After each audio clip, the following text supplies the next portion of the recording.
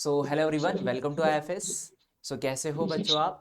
और आप सभी लोगों को बहुत सारे ऐसे एक्सपीरियंस है, हमारी टीम मिलवा रही है, बात कर रहे हैं, हम उनके सारी जर्नी के बारे में बात कर रहे हैं। और आज जिस शख्स से मैं आपको मिलवाने वाला हूँ, ये हमारे साथ बहुत ही पहले से कनेक्टेड है। मतलब ओवरऑल आप कह सकते हो कि इनकी ग्रेजुएशन से ये कनेक्टेड है। इन्होंने सबसे फर्स्टली हमारे आईआईटी जेन स्वेट पीजी वाले चैनल के साथ में पढ़ा, और इनकी स्वेट पीजी एग्ज़ाम के अंदर फर्स्ट रैंक थी। और साथ ही साथ अगर आपको ये भी बताया जाए कि इन्होंने बीएचयू से अपना मास्टर्स किया है, और भी हम इनके बारे में जानेंगे। और अब वापस से ये हमारे सीएसआर नेट के चैनल के साथ कनेक्टेड होकर सीएसआर नेट जेआरएफ को ग्रैब कर चुके हैं। मिलते हैं यश से और जानते हैं आखिरकार इनकी जर्नी किस तरीके से इन्होंने इस पाथवे को कंप्लीट किया, और आखिरकार इनके लिए बीएचयू में ऐसा कौन सा सब्जेक्ट इनके हिसाब से प्रेफरेबल लगा। जानते इन्हीं के बारे में, इन्हीं की कहानी, इन्हीं की जुबानी। मिलते हैं यश से। वेलकम यश, आपका स्वागत है हमारे इस चैनल थैंक के यू। ऊपर। यस, सबसे फर्स्टली कि जैसे आपने स्वेट पीजी की एग्ज़ाम को क्वालिफाई करा, थोड़ा सा मुझे आपका बैकअप जर्नी जानना है कि किस तरीके से आपने पढ़ाई करी है, कैसे आपने स्वेट पीजी को क्वालिफाई किया, एंड देन फाइनली आप मास्टर्स करने के बाद आपका क्या वहाँ पर इन्वायरमेंट था, और सीएसआर कैसे क्वालिफाई किया, ये सारी चीज़ें मैं जानना चाहता हूँ। सीयूईटी पीजी के समय तो मेरा जब भी बीएससी मतलब चल रहा था उसी से थोड़ा सा पहले मैंने स्टार्ट कर दिया था। फिर उसमें मैंने मोस्टली उसमें मैंने पीवाईक्यू क्योंकि क्लासेस हमारी होती थी उसमें पढ़ा था। फिर आपके लेक्चर्स के थ्रू मैंने पढ़ाई की और पीवाईक्यू के थ्रू आपकी पीवाईक्यू जो पीवाईक्यू की एक बुक लिया था तो उसके थ्रू पढ़ाई किया मैंने। तो पीवाईक्यू से मैंने आंसर्स मतलब देखे उसके बारे में फिर उस क्वेश्चन से मैंने थ्योरी पढ़ा तो उस तरीके से सीयूईटी पीजी का अप्रोच रहा था मेरा।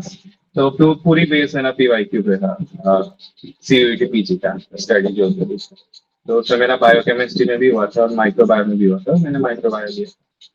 तो और फिर सीएसआईआर के लिए तो आपने मतलब बहुत ज्यादा ही आपके यूट्यूब से ही पढ़ा ही हूँ और बुक्स वगैरह जो आपकी आती है टॉपिक वाइज जो क्वेश्चन वाली तो उसके थ्रू पढ़ा हूँ सॉल्व।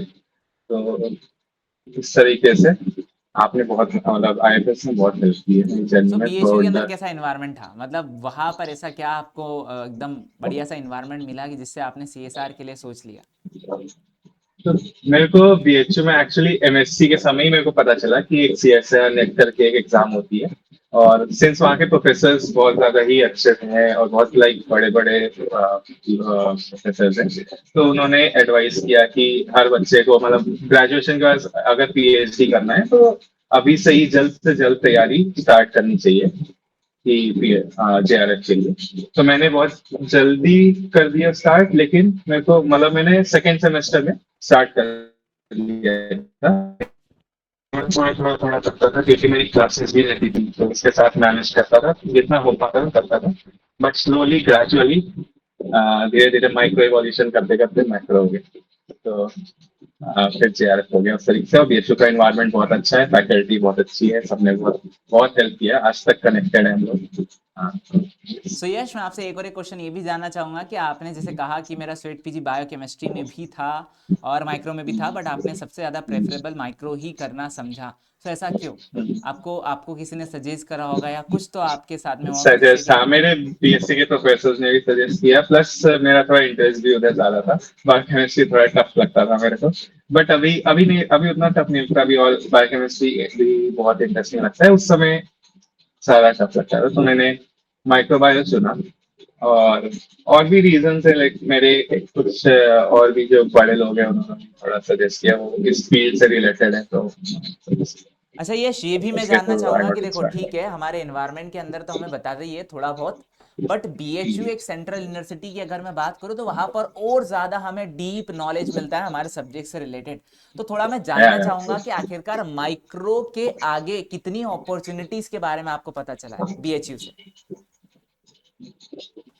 लाइक अगर सिर्फ मतलब माइक्रोबायोलॉजी की बात करें तो उसमें मेरे को बहुत सारा अपॉर्चुनिटी मतलब मेरे को अगर पीएच मेन तो सबसे पहले तो सब वहाँ पे ऐसे पीएचडी के लिए ही वो करते हैं तो मैंने पीएचडी के लिए सोचा था। फिर उसके बाद और भी जॉब्स वगैरह के थ्रू जॉब्स की भी मेरे को पता चला कि लाइक फार्मा में कितना ज्यादा डिमांड है माइक्रोबायोलॉजिस्ट का, फिर फूड इंडस्ट्री में फूड टेक में कितना ज्यादा डिमांड है हमारा। फिर और आजकल तो जैसे कोरोना वगैरह के वैक्सीन डेवलपमेंट और बाकी भी आर एंड डी जो कंपनीज है उसमें भी कितना डिमांड है, तो ये सब के बारे में मेरे को और थोड़ा पता चला और एक्सपोजर है।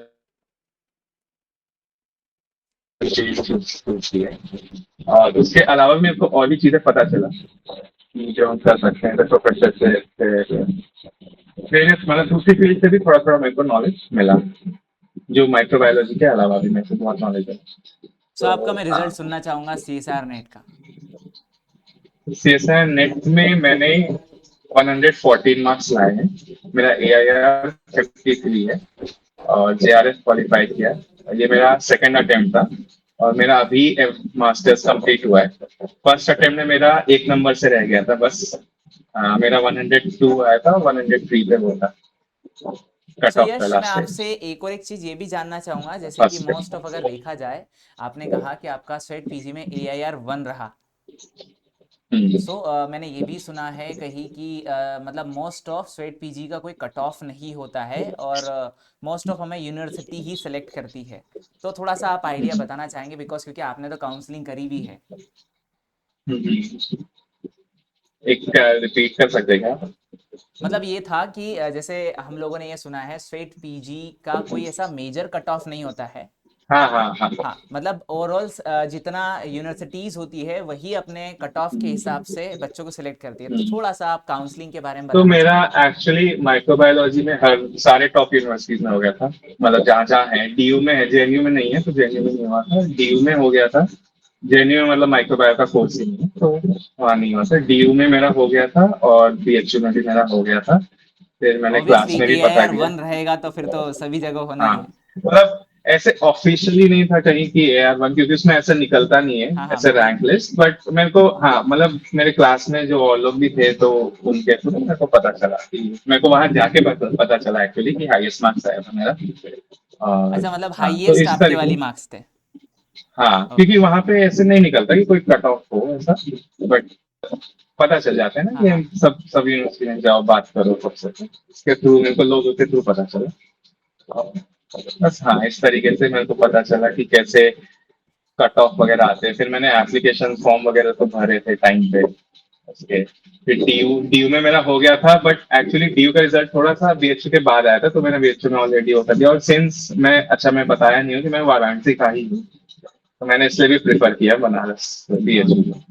बहुत बढ़िया बहुत बढ़िया। सो यश, नेक्स्ट की अब आप मैं आपसे अब CSR के लिए थोड़े से क्वेश्चन कर लूँ कि CSR में जैसे 3 सेक्शन होते हैं, तो आपका क्या स्ट्रैटेजी था तीनों सेक्शन को सॉल्व करने का।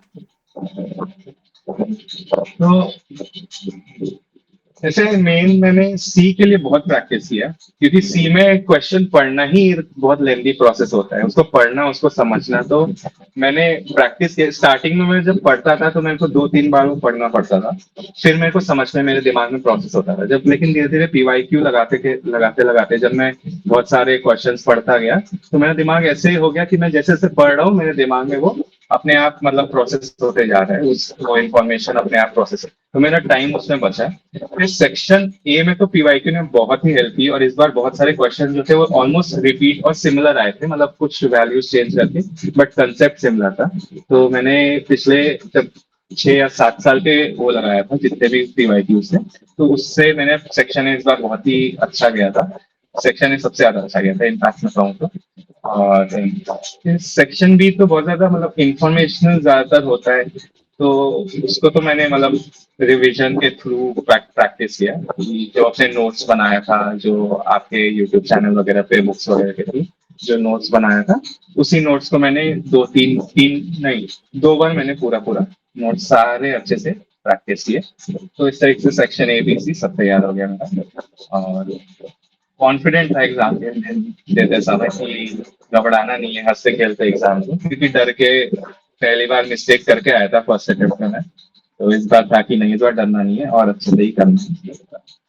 तो फर्स्ट टाइम LS हुआ था, सेकंड टाइम JRF। चलो बहुत बढ़िया। फिर मतलब अब आपका ड्रीम रिसर्च वाले क्राइटेरिया में ही ज़्यादा है। चलो मेरा बहुत मेरा बढ़िया। मन बहुत ज्यादा है कि सर्च करूंगा कोई अच्छी यूनिवर्सिटी।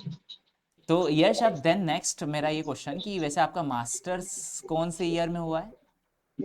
अभी इसी ईयर में इसी ईयर में। तो फिर इससे जुड़ता जुड़ता एक और 2025। एक क्वेश्चन मेरे माइंड में आ रहा है कि आखिरकार कैसे जीआरएफ को क्वालिफाई किया जा सकता है सेंट्रल यूनिवर्सिटी में पढ़कर साथ साथ एमएससी के, बिकॉज हमारे एमएससी का भी बहुत सारा वर्कलोड होता है। हाँ तो हाँ हाँ, कैसे मैनेज वो किया तो आपने होता दोनों था। चीजें? इसलिए मैं बोला ना कि मैंने बहुत जल्दी स्टार्ट कर दिया था, लाइक मैंने सेकंड सेमेस्टर के स्टार्ट में ही स्टार्ट कर दिया। और मैं ऐसे पूरा, लाइक हमारा 10 से 6 क्लास रहते थे, तो फिर और प्रैक्टिकल और थ्योरी मिला के 10 से 6 लगता था हमको। फिर उसके बाद 6 बजे आओ, तो उसके बाद जो थोड़ा बहुत टाइम मिलता था मैं कोशिश करता था कि मैं जितना इन्वेस्ट कर सकूं उसमें करूं, 2 घंटा 3 घंटा 4 घंटा। फिर एग्जाम जब भी मुझे जैसे समर वेकेशन और ये सब मिलते थे लंबी छुट्टी, तो उसमें मैं बहुत ज्यादा मतलब उसको कोशिश करता था कि बहुत ज्यादा सिलेबस में कवर कर लूं उस मोमेंट पे। और फिर हाँ, दिक्कत तो होती है थोड़ी, बट वही है, एक बार ठान लिया था कि करना है, तो मैंने भी मतलब उस हिसाब से प्रिपेयर किया अपने आप को कि क्लासेस के बाद थोड़ा रेस्ट लेके फिर से पढ़ने बैठना है, फिर 3 घंटे 4 घंटे जितना भी पढ़ सकूं पढ़ता था, फिर सो जाता था, फिर क्लास जाता था। तो मोस्टली यही शेड्यूल था। और रिविजन वगैरह भी साथ साथ करता रहता था थोड़ा थोड़ा करके, जैसे वीकेंड से मैं कोशिश करता था कि मैं रिवाइज करूं जितना वीकडेज से मैं पढ़ा हूँ पूरा, ताकि मेरा रिविजन भी साथ साथ होता रहे और अलग से टाइम ना देना पड़े या कम देना पड़े। तो बहुत इस बढ़िया तरीके से यश। हो सकता है, अगर आप एक बार सोच ले तो फिर आप कर सकते हो। चलो बहुत बढ़िया। सो कॉन्ग्रेचुलेशन, क्योंकि आपने तो बहुत सारी अचीवमेंट हासिल करी है वैसे। कॉन्ग्रेचुलेशन आपको, क्योंकि आपका आगे का फ्यूचर तो आप पूरी तरीके से प्रोटेक्टेड है। एंड देन थैंक यू कि आपकी जो गाइडेंस आपने हमारे सारे दर्शकों को पहुंचाई है, ऑब्वियसली इनके बहुत ज़्यादा काम आने वाली है। सो थैंक यू यश। मैं एक्चुअली एक चीज बोलूंगा, आईएफएस को मैं बहुत ज्यादा बड़ा मतलब दिल से थैंक यू बोलना चाहूंगा, क्योंकि मेरे सीयूईटी पीजी के जर्नी से आप लोग साथ रहे हो और मेरे को बहुत ज्यादा एक्चुअल में बहुत हेल्प मिली है। इंटरव्यू ले रहे हो इसलिए नहीं मैं बोल रहा, मैं एक्चुअल में बोल रहा कि बहुत ज्यादा मेरे को आपके थ्रू बहुत हेल्प मिली है, आपके प्रोफेसर जो हैं उनके थ्रू भी बहुत हेल्प मिली है।